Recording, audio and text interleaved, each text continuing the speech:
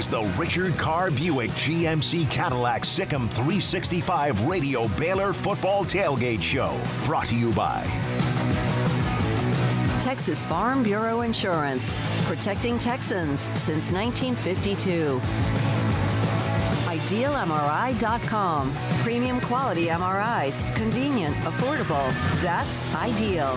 Edward Jones Investments. With agents Ben Erlinson, Brad Wilson, Tom Albers, and Cam Heathcott. Makes sense of investing. Southwest Sports Medicine and Orthopedics. The team physicians for Baylor Athletics. Our goal is to get you back in the game. Stonewood Dental. Your comfort is our priority. Richard Carr Buick GMC Cadillac, your friend in the car business. The game. Duggan. Thrown to the end zone. Incomplete. Baylor remains unbeaten. They come into Fort Worth and get the win. The Willis Law Firm, premier personal injury and product defect trial lawyers. Petty Clinic Low T, helping you become the high-performance man you want to be. Pioneer Steel and Pipe, metal buildings, metal roofing, steel and pipe, the Pioneer way since 1943. Baylor University, where lights shine bright. Allen Samuels Dodge Chrysler Jeep Ram Fiat, come by, let's be friends. U.S. Army Waco Recruiting Company, 254-598-8131. First National Bank of Central Texas. Bird Culchin Ford, your home for Texas-built Ford tough trucks. Now here's David Smoke, Paul Catalina, and Craig Smoke. All right, here we go on this Saturday. An absolutely gorgeous, perfect day weather-wise for anything. Quite frankly, walking around, doing a talk show inside in the studio, and then also football today at McLean Stadium, a 2:30 kick between TCU and Baylor. We will take you up until 2 o'clock, and these two arch rivals as they meet, both in much-needed, must-win situations. TCU 1-3, and then also Baylor 1-2 after the loss to Texas. Could be one of those wacky days in college football. Clemson down 21-10 without Trevor Lawrence in a game with Boston College. And then also West Virginia is spanking Kansas State 24-3. That game, of course, was a Baylor loss in Morgantown, and the Mountaineers look very impressive against Kansas State. Craig Smoke to my right, Paul Catalina to my left. Sorry, I've lost part of my voice because of the game we did last night, the high school game that went overtime. Conley 46-45 over China Spring in a dramatic victory on a 2-point conversion. Kavion Gaither to Branche Miles. So, guys, this is obviously both teams need a win pretty badly. Baylor obviously has had one of those weeks. We're going to get into that with some of the team having to kind of dig deep and say, hey, who's going to, you don't want to be here, cross the line. Who wants to be here? Dave Aranda in need of a win. Charlie Brewer in need of a nice game on offense as well. And then again, well, you know what? It seems like based on all of what we've heard, they've had one heck of a week of practice. Maybe all of the drama has helped them out this week. We'll see today at 2:30.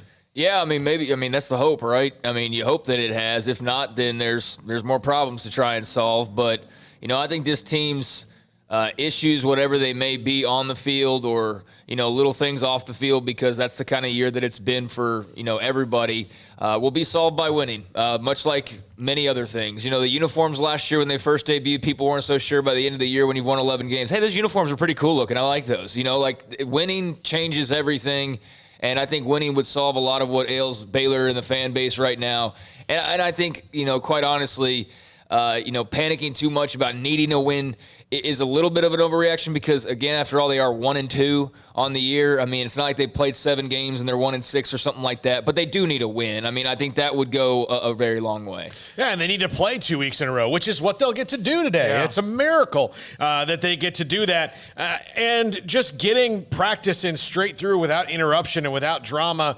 I mean, well without, COVID-related drama, at least this week, where everything has been shut down. And then there's still COVID-related drama when you're coming coming back because you literally haven't practiced, you haven't hit, you haven't caught a pass, you haven't done anything for 2 full weeks. That's not easy just to bounce back from and get back in the rhythm. So if they've been able to take last week, build some momentum into this week just with their preparation, I think they will play better. These are both teams that need to play better, and they're both teams that have nearly similar problems. And, the offensive lines have not played well, and the quarterback play has been inconsistent partially because of that. That they don't really have an identity neither team really has an identity on offense. Both of their defenses can get stops if they really needed to, but ultimately, if your offense doesn't score enough for you, you're going to run out of stops.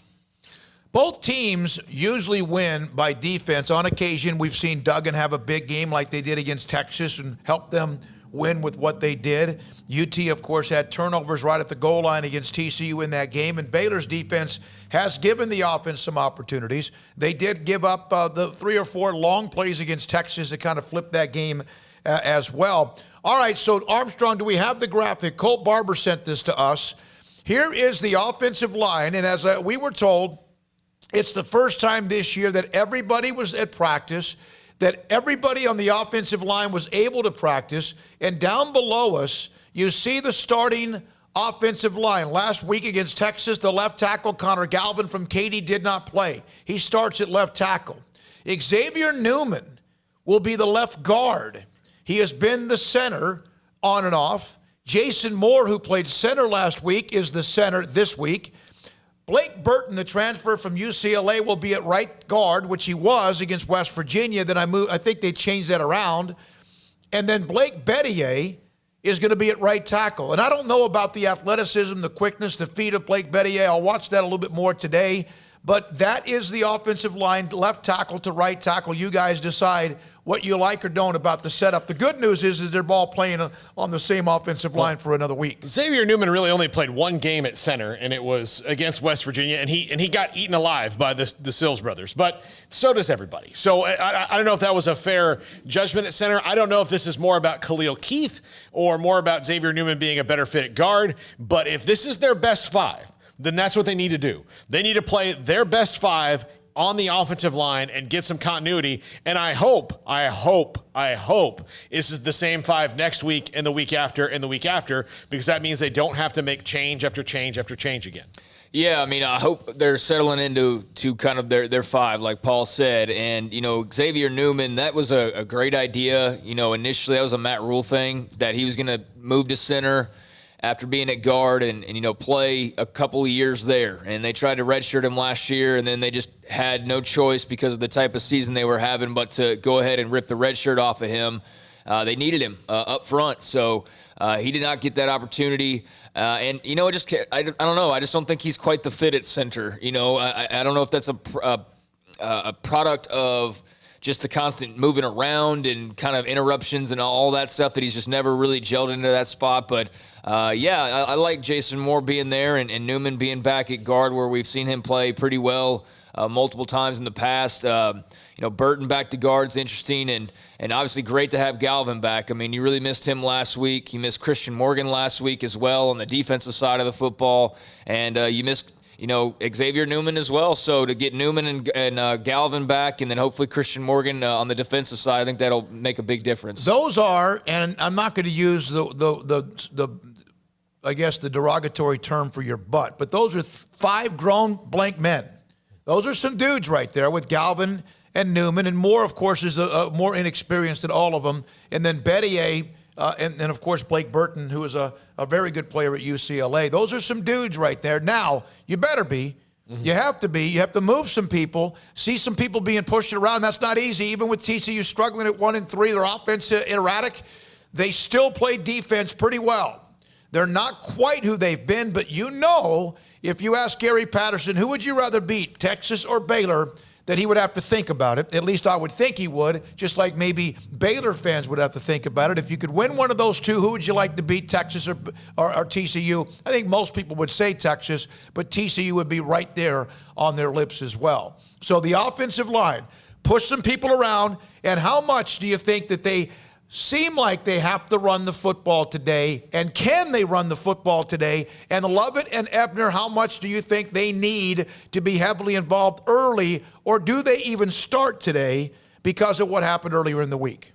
I think they need to be involved early, and I think they start. I mean, do you start Squirrel just to send a message? I mean, no, the messages were sent. I think the messages were already sent. I mean, I don't think you can continue to send messages, and I think both those guys have, everybody's made peace with what's gone on, and the jersey number changes and all those things that have happened this week. Like that's all been the message sent. So I think they start, and I think you start them almost to send a message of like, all right, you're mad, go prove it. Go show us that you're right. And part of that's, going to be on what the play calling is, because they did get away from running the ball last week, kind of inexplicably. I don't understand why, because that game wasn't, ever out of reach, and they just kind of got away from it. And that's on Larry Fedora and the coaching staff to change that up. But and they're still getting in a rhythm too. I think sometimes, people will bust on a coaching staff or play calling or that, but they've only coached 3 games. Like, they've got to find their rhythm too. It's not like you can just, walk up out of the crypt of not doing anything for a couple weeks and go, all right, well, I'm going to do my job too. It's tough. The offense, a spark. Just, a play on 3rd and 9 that right now seems like it's 3rd and 20. Somebody who's a wide receiver go up and make a tough catch. Matt Rule used to discuss this back when they were trying to learn how to win again, of making some of the 50-50 plays. Charlie Brewer, find the escapability again if you can, and hit one of those passes on a crossing pattern where you get that extra half a second that you need, and then somebody break a tackle. Somebody make a play on offense, because I think the defense, forget about the Baylor fan base, we know you want something to happen. The defense needs to see that the offense can do some things, because that helps. Because right now I think they feel the pressure of having to do everything, including maybe scoring or set up a cheap score like they did with the pick last week that allowed them to get a touchdown. The defense needs to see the offense do something as well. I mean, yeah, that'd be great. At the same time, if you're too worried about what the offense is doing and not what you're doing, you're going to have busted plays like last week. I mean, I don't think either unit's really worried about the other, but yeah, I mean, it's like saying, hey, let's start off fast. I mean, yeah, you'd ideally like to do that. You'd ideally like to see the offense pick up the defense a little bit, but it's very clear the defense is front of the offense, and they can't just expect that. They're going to have to go out as a defense and to me, go out with the mindset of not overreaching or doing too much, but saying like, hey, if we can put points on the board on this side, that would really go a long way in helping this team out, because I don't think that you can just rely on getting stops anymore. They've gotten stops, and what's it turned into? Missed field goals, or maybe a field goal after you got put in really good field position, so it really didn't turn into what it should have turned into. And on occasion, maybe a touchdown after you've been able to pick off a ball or recover a fumble or whatever. But, if you pick off a pass, run it all the way back. Don't get tripped up at the 15-yard line, and then we got to watch this plotting offense in the red zone come get stuffed 3 plays in a row. You know what I mean? And I'm not trying to bash on the offense too much. It's just that what should be layups are more like half-court shots for this offense sometimes, especially the closer they get to the goal line. So if you're JT Woods and you pick off a pass this week, run that sucker back into the end zone if you can. You know what I mean? Do those types of things. And it's all easy to say. I mean, JT Woods would love to run everything that he intercepts back to the end zone. He tried to do that last week, but that little change, like him running that back for a touchdown, or somebody running a punt back, or just somebody making a play, does go a long way. And yeah, I used to preach that all the time.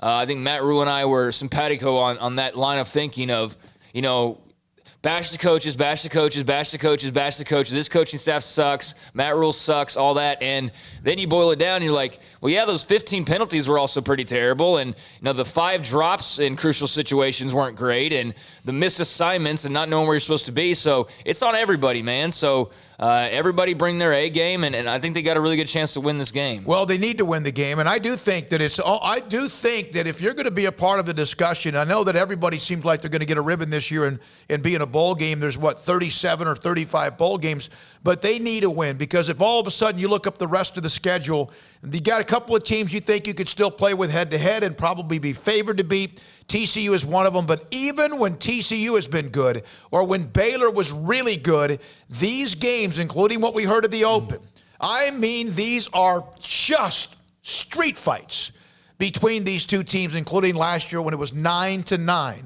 The year before that, barely any points scored. Two big plays from Rager. These teams love to play each other and bring out the best in each other and sometimes the worst as well. Well, I think really TCU, when they've been heavy favorites and expected to win, they kind of take care of business. You know, like back when Baylor was struggling a couple years ago, did TCU take their foot off the gas at all? Nope. No, they completely pounded Baylor into dust because they took advantage of it. You know, Baylor could have very well done that to them last year. Or a couple, you know, like it's not like TCU's been real great here lately. And I know Baylor hasn't been like an upper echelon top 5 team, but then again, last year they were right there knocking on the door, and it took every single ounce of sweat and blood and tears and everything to win that game in overtime last year. So, yeah, I mean, for some reason, you know, when TCU's found the ability to kind of break this game open a couple of times, but for the most part, it has been a dogfight, and Baylor has certainly never really walked out of this game all free and easy. Well, when Trayvon Boykin, who eventually became a pretty highly decorated player, his freshman year, his start when Paha was out, they beat the hell out of Baylor, 40-something to like 14 back in 2012. I mean, beat the heck out of them. We know what they did in 2010, embarrassed Baylor. Way to go, Big 12. Way to go, Big 12. Then Baylor got the huge win. Mike Hicks had the pick. But, yeah, nothing worse than the night of 2016. Well, yeah, and that's kind of the thing that TCU has held over Baylor this week. I wrote about the way that Gary Patterson, this game at Texas in particular, I mean, he doesn't care about all of them, but these two, I mean, those two are the ones that if he has to, like, you know, go to the crystal ball and like whatever he has to do to figure out and win that game, he gets extra fired up personally for these. And because of that, like, Baylor should really they've been better talent-wise than TCU most of the last decade. But so you would think that the game should be like 8-2 or 7-3, and it's not. It's been a very even series, and TCU, this is a dogfight. It's a rivalry game, and because of that, you're going to have to make wacky plays. You're going to have to stop wacky things from happening to you. But Gary Patterson is going to figure out whatever it is Baylor does well on offense, which right now is not much, and he's going to focus on that and take it away. It's very Belichick in that, like, that's what Belichick will do. He'll find the couple things that you really rely on, and he'll take that away from you, so you have to adapt. So Baylor's going to have to do something, because you know whatever he thinks that they're going to rely on, he's going to focus on that and take it away. So someone else is going to have to step up and play. We'll have the interview with Dave Aranda today just after 1 o'clock. We're going to take you to 2 o'clock. It's 12:47. When we come back, let's look at the rest of college football, the games from earlier today that are now in the either halftime or getting into the second half. Clemson on the upset alert. West Virginia pounding Kansas State. Who else is playing right now? We'll look at the top 25, the Big 12, and some other games on the horizon today. SicEm365 Radio, the tailgate at the Brazos parking going on. They are, believe me, having a fantastic time over there. Thanks to Three Nations Beer, Paul, plus yours. Brotherwell, yeah. Brotherwell, and what they bring to the table as well. And there's also great food, appetizers, and much more. From Milo, is that right? Milo all day. So you know they're having fun. It's right there across from McLean Stadium in the Brazos parking tailgate area. We're inside the studio. Man, I tell you what, Armstrong Sims turned around like we did, came back from a late night. And, good luck to Deontay today. Is he having his big ceremony tonight at 6 o'clock? Had a chance to speak with him on the phone a little bit later on last night. Craig Smoke, Paul Catalina. Update the scoreboard. Dave Aranda just after 1. And we'll also hear from former Baylor All-American James Francis. This is SicEm365 Radio. Boots add protection. Good boots help you climb better and move forward faster. And when your son or daughter steps into the boots of a U.S. Army officer, they also learn how to lead. In these boots, they'll gain more confidence with expert training in one of more than 150 occupational specialties. In these boots, they'll stand a little taller and lead a team with diverse backgrounds and areas of expertise to successfully accomplish whatever challenge comes next. In these boots, they'll earn respect with valuable experience from day one that will give them solid footing for success into the future. Highly qualified candidates who earn a spot on our team can receive comprehensive health care coverage, college tuition assistance, and a bonus of up to $40,000. See all the things your son or daughter can achieve in our boots at GoArmy.com. U.S. Army Waco Recruiting Company, 254-598-8131 or 254-776-1543.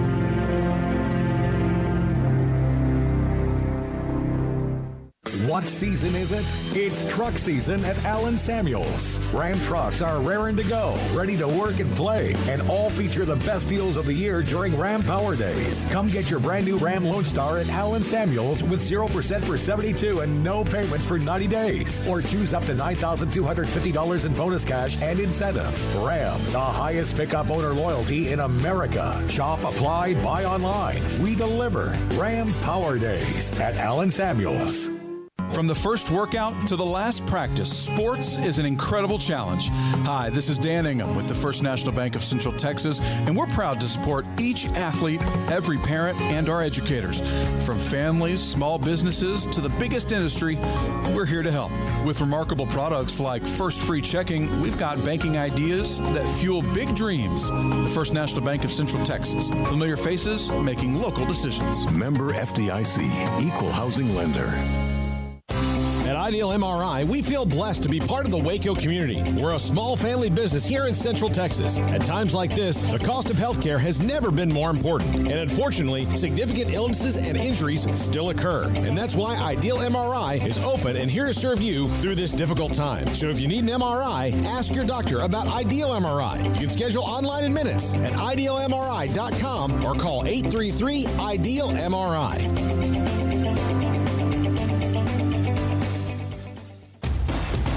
Hey, this is Bryce Petty, former starting quarterback and two-time Big 12 champion, and I know firsthand the importance of being in top shape both on and off the field. So listen up, men. If you're feeling beat down day in and day out and looking for that high-performance edge that separates the men from the boys, then look no further than the Petty Clinic Low T in Waco. Petty Clinic is a comprehensive men's healthcare clinic with an atmosphere catering to men. Board-certified Dr. Kent Petty has a special interest in offering the highest quality medical care to men of all ages. Some of the services offered include screening and treatment for low testosterone or thyroid, infertility, high blood pressure, diabetes, high cholesterol, sleep apnea, while offering comprehensive wellness exams and complete men's health lab panels. High performance men, remember, it's not just a Petty thing. This is Bryce Petty, encouraging you to reach out and Google search Petty Clinic Low T or go to pettycliniclowt.com and get your complimentary lab screening today.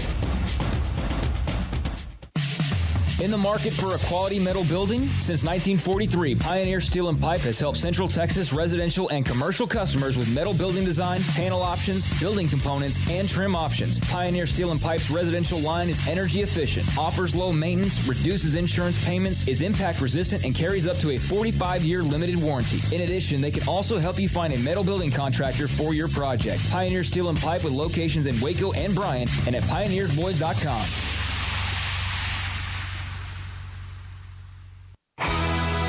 This is the Richard Carr Buick GMC Cadillac SicEm365 Radio Baylor Football Tailgate Show. Here's David Smoke, Paul Catalina, and Craig Smoke. All right, we mentioned some of the scores in college football. One of them that's a little bit interesting, Paul, and I asked you about this with Clemson playing Boston College without Trevor Lawrence. They are still loaded. They still have amazing players on every side you can imagine. But Boston College at times can be really, really good. They usually throw the ball well. And right now, giving the Tigers everything. Now, it's 21-13, I think, is what you told me. 28-13. 28-13. And one of the key plays in that game was Travis Etienne at about the 3-yard line.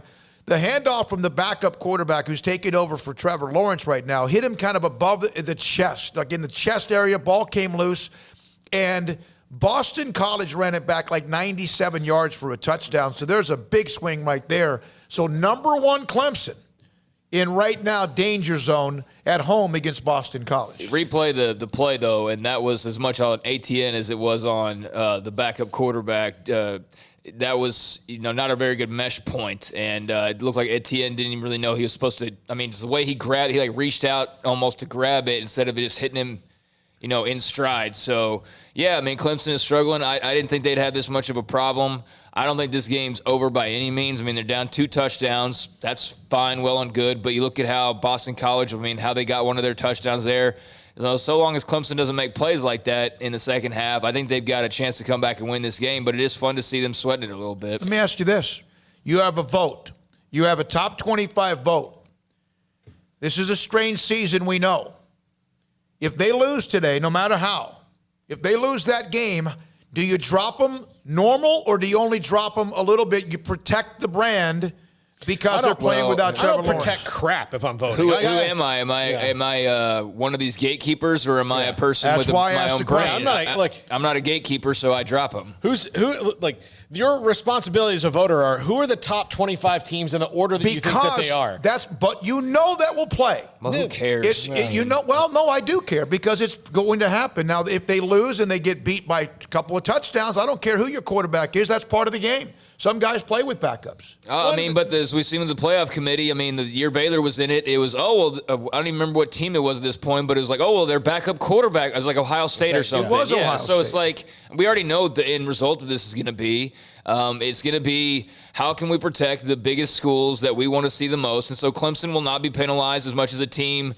Let's say, for example, if Wake Forest was in the mix, and they were unbeaten, and they go in and they get beat by Boston College in the same fashion. Wake Forest has fallen 20 spots. But that's what I brought up. That's what I was right. I know that. And so what I'm saying is that there's a difference, and that there's just an obvious difference. And we can talk about it all we want to, but we know what's going to happen. Clemson will not fall far. If they lose, which I'm not convinced is going to happen still, it's halftime. There's a long way to go. But even if they do, then, the backup quarterback played. So there's your automatic excuse. And Clemson's on this ridiculous regular season winning streak right now, and sometimes it doesn't have to have a reason to come to an end other than the football gods have decided you've won too much. That's it. It's over. It's going to be a weird day. And part of that, look, Travis Lawrence gets COVID, test positive for COVID literally yesterday.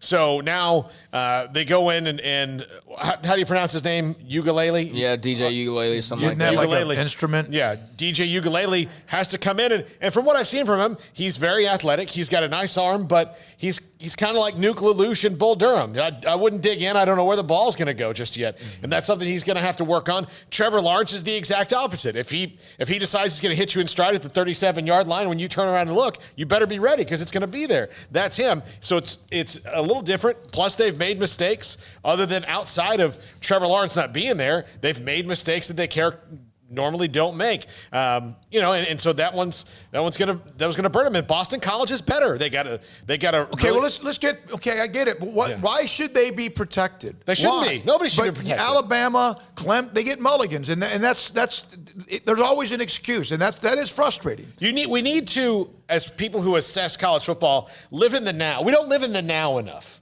We live in the past, or we live in this projected future of what we may want to see.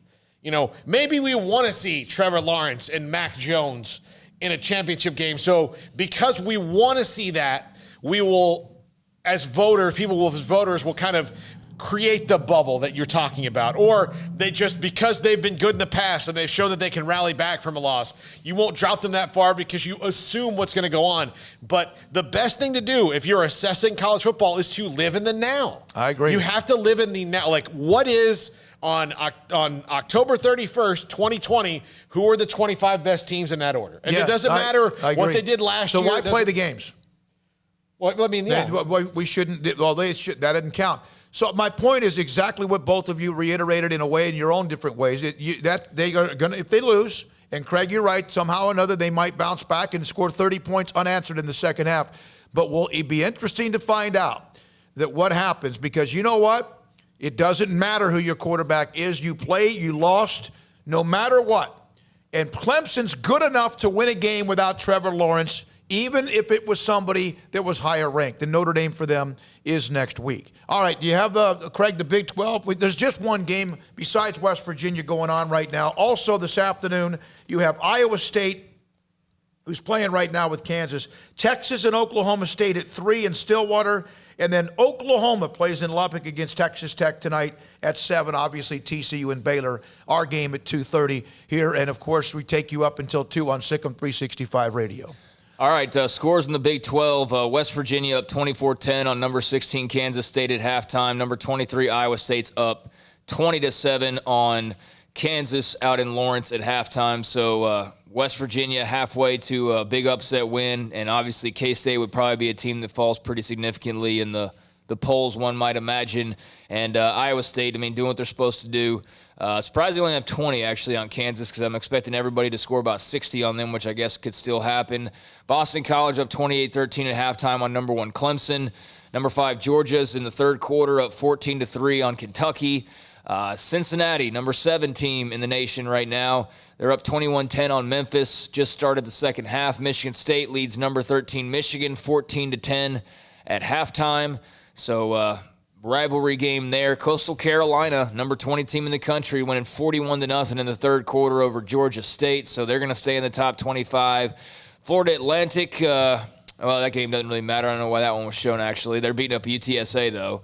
And that's about it for right now. All right, so that's what's going on. The big news right now in the Big 12, West Virginia's hammering K-State, at least right now, and also the game with Clemson and Boston College. Some good ones tonight. What's the best game in college football the rest of the day? Ohio State and Penn State, probably. Okay.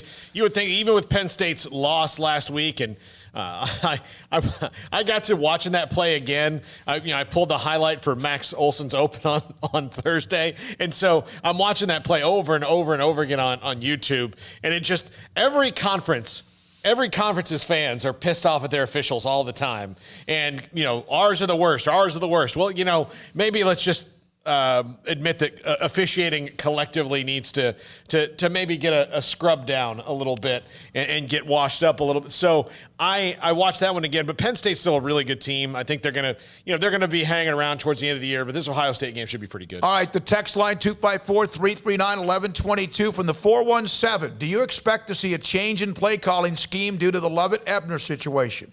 And will Craig Squirrel Williams get more touches today? I think I don't know that we're going to see some new offense or anything like that, obviously, but I think there will probably be more of a concerted effort to go with the run in certain circumstances. I'll tell you what really frustrated me last week was the running plays, but with Charlie Brewer, especially on short yardage. I know those have worked in the past, but, man, those just seem to be getting less and less effective, and they're more and more predictable. He just does not have the size and the power. And it's like 50-50 on whether or not he's going to be able to sneak through maybe a pinhole because this is not an offensive line that can, really push anybody back. So I really am kind of tired of seeing that in short yardage situations. We'll probably still see it today, but, put the ball in your running back's hands. Let John Lovett get that yard or Treston Ebner in some short yardage situations. No, I think we'll probably see – I don't think it's going to be glaringly obvious that this is going to look all that different. I just think that the play itself might be better and that Charlie might have more time with the offensive line that they put together for this week and guys being back. But no, they'll try to run the football. I just don't think it's going to be glaringly obvious they're trying to run the football. You know what I mean? I've said that to get to a certain number to win this game, whether it's 16 or 23, whatever it is, someone's going to have to run back some sort of special teams or defensive play, and maybe both. It doesn't have to both times be scores, but something that sets up an easy score, whether it's a touchdown field goal combination or whatever it might be. And that's what TCU and their philosophy will be as well. Now, you got to watch out for Duggan because if he gets in a roll, he can hurt you, man. He gets on that little roll. At times this year has been frustrating for him as much as others. But he gets on a little roll early. He can get off, and he can beat you with his legs as well. No, they need to frustrate Duggan, and they need to do what Kansas State kind of gave a good game plan there for how to get after Duggan and not letting him. Don't let him beat you with his legs. He's a really solid runner. He's kind of like Sam Ehlinger in that regard, and that he's tough. He's not afraid to take a hit. High stepper. He's gonna be able to do things. He's probably not as I'll say this, and I kind of understand sometimes his frustration.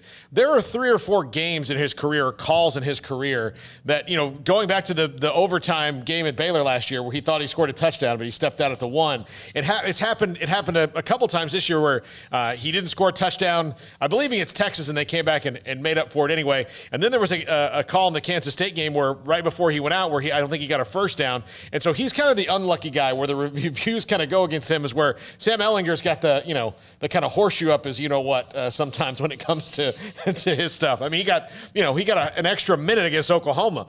They were so impressed with how quickly he ran out of bounds. But Max Duggan is scary. He's a scary quarterback when he gets going. His problem is he gets a little too emotional. Well, and that means that don't let him get emotional in a way where he starts to believe he's a dual threat guy. 254-339-1122, or a really good dynamic dual threat guy. Dave Aranda will be in our next segment. We'll also hear from former Baylor All-American linebacker James Francis. By the way, on Craig Williams, going back to that question that we got, I don't think we'll see like any, I don't think we'll see like 15 carries from him today. I don't know though. I mean, I'm not going to pretend like I know what they're going to do offensively and what their game plan is. I have no idea, but I just don't think that the response would be, a ton more Craig Williams and less Lovett and Ebner. I don't think that would really go over all that well, most likely. Now, you don't have to force feed those guys just to make them happy either. But first, you got to prove you can run the football. Because if you can't run the football, then you're just going to be slamming yourselves into a wall, and it doesn't really matter who the running back is. So they got to be able to dictate that they can actually move the football on the ground first.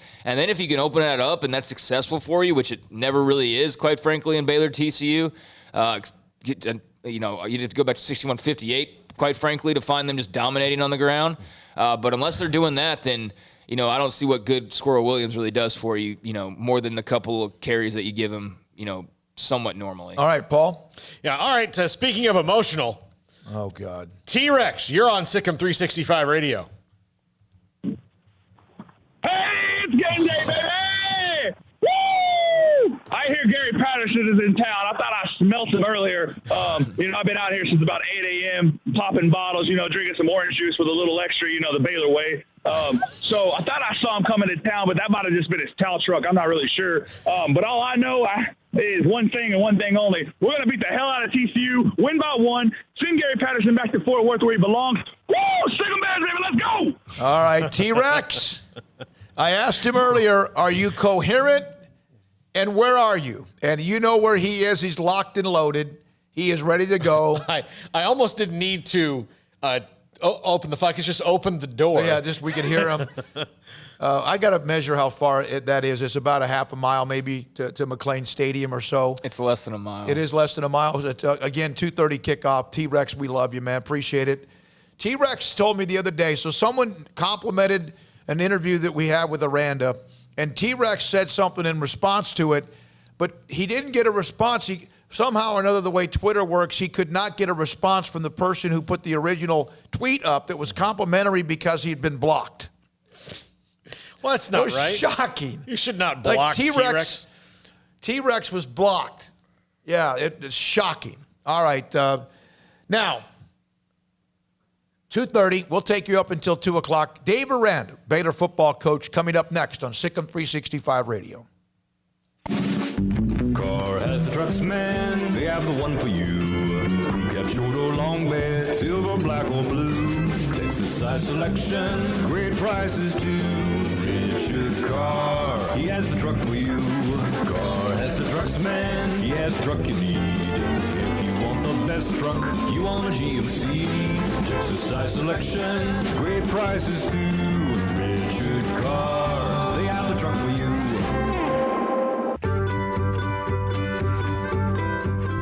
You want to know why Stonewood Dental is so successful? Listen to what happy customers have to say.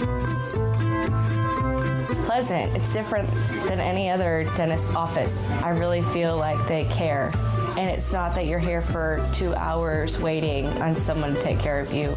It's quick and easy, and I bring my kids, and my kids love being here too. They really love the treasure box. staff is really nice and accommodating, real friendly. You feel more like home. It's not sterile looking. Everybody has their own personalized rooms with decorations and decor, and they'll even have a blanket for you when it's cold. I've recommended people to actually come here, and they are patients now. I really love it here. It feels like family. Learn more, stonewood-dental.com.